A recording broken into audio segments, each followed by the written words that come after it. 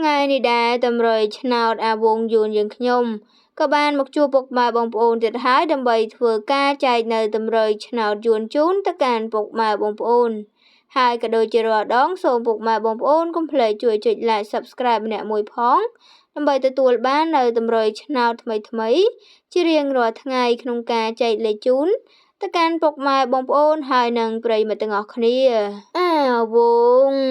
ចែកលេខឆ្នោតកូនអាវងចែកលេខឆ្នោត59អាវងចែកលេខឆ្នោត755អាវងចែកលេខឆ្នោតឆ្លើយបារម្ភម្ដងទៀត